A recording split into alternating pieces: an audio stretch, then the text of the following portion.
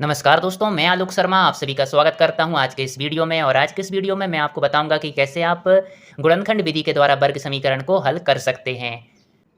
यहाँ पर आपको एक वर्ग समीकरण दिया गया है और इस वर्ग समीकरण को आपको हल करना है गुणनखंड विधि के द्वारा। तो जब भी आपको कोई वर्ग समीकरण दिया गया हो और उसको आपको गुणनखंड विधि के द्वारा हल करना हो, तो सबसे पहले आप देखेंगे एक्स स्क्वायर का गुणांक यहाँ पर क्या दिया है। तो एक्स स्क्वायर का गुणांक है 3। तो आपको एक्स स्क्वायर का जो भी गुणांक दिया है उसका इंटू कर देना है इस नंबर में। तो 3 इंटू 10 करेंगे तो आपको मिलेगा 30। इसके बाद आपको देखना है एक्स का गुणांक क्या है। तो एक्स का गुणांक है यहाँ पर -11। अब आपको ऐसे दो नंबर देखना है जिनका इंटू करो तो आपको 30 मिलना चाहिए और उनका प्लस या माइनस करो तो आपको -11 मिलना चाहिए। तो ऐसे दो नंबर हैं -5 और -6। -5 इंटू -6 करेंगे तो आपको मिलेगा प्लस का 30 और -5 -6 होता है -11।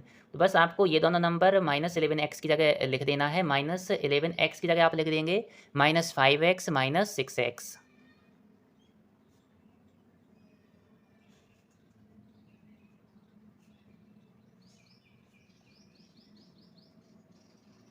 यहाँ पर आप x कॉमन निकाल लेंगे।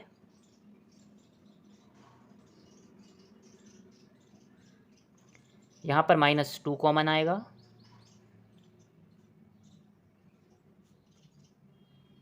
यहाँ पर 3x -5 को फिर से आप कॉमन लेंगे तो यहाँ बचेगा x और यहाँ पर बचेगा -2।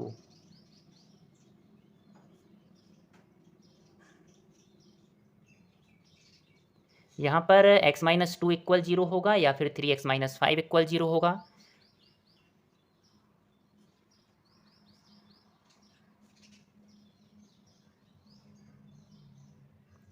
यदि x -2 इक्वल 0 है तो x की वैल्यू यहाँ पर मिल जाएगी 2। और यदि 3x -5 इक्वल 0 है तो -5 यहाँ पर जाएगा तो ये हो जाएगा +5 और 3 यहाँ पर डिवाइड में चला जाएगा तो ये हो जाएगा हमारा 5/3। तो x की वैल्यू यहाँ पर हमको मिलेगी 5/3। तो यदि आपसे पूछते कि वर्ग समीकरण के गुणनखंड कौन कौन से हैं तो गुणनखंड होंगे x -2 और 3x -5। और यदि आपसे x की वैल्यू पूछते हैं तो x की वैल्यू यहाँ पर 2 होगी या फिर x की वैल्यू यहाँ पर 5/3 होगी। ये दोनों ही हमारे आंसर होंगे। यहाँ पर आपको एक और वर्ग समीकरण दिया गया है, इसको भी आपको हल करना है गुणनखंड विधि के द्वारा। तो यहाँ पर भी आप देखेंगे एक्स स्क्वायर का गुणांक यहाँ पर आपको कोई भी संख्या नहीं दिख रही है। तो इस स्थिति में आपको एक्स स्क्वायर का गुणांक यहाँ पर 1 लेके चलना है। तो 1 का जब आप इंटू करेंगे -20 में तो आपको मिलेगा -20। और एक्स का गुणांक देखेंगे तो यहाँ पर भी आपको कोई संख्या नहीं दिख रही है।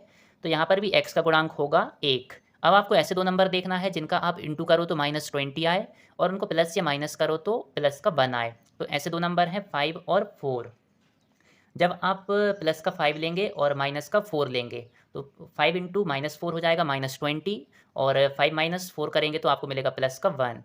तो 5 और 4 को हम इस x की जगह लिख देंगे। यहाँ पर x की जगह हम लिख देंगे यहाँ पर 5x - 4x।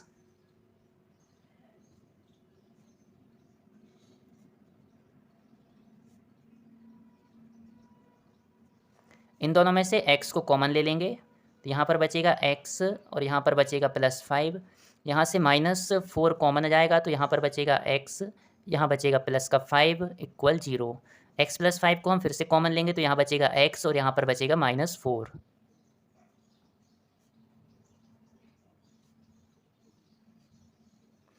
x - 4 इक्वल 0 होगा या फिर x + 5 इक्वल 0 होगा। यदि x - 4 इक्वल 0 है तो x की वैल्यू यहाँ पर आएगी 4 और x + 5 इक्वल 0 है तो यहाँ पर x की वैल्यू हो जाएगी -5।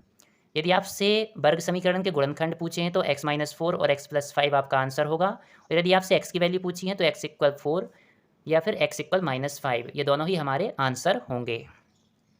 इस प्रकार से आप जब भी आपको वर्ग समीकरण दिए गए हों तो उनको आसानी से आप हल कर सकते हैं और आंसर को ज्ञात कर सकते हैं। और यदि आपको मेरा वीडियो पसंद आया हो तो इसको लाइक अवश्य करें।